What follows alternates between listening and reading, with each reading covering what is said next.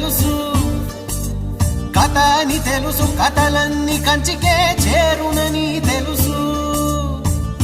తెలుసు తెర తొలుగుతుందని, తెలుసు తెల్లారుతుందని, తెలుసు ఈ కట్టె పుట్టుకుమంటదని, తెలుసు ఈ మట్టి మట్టిలో కలిసిపోతదని.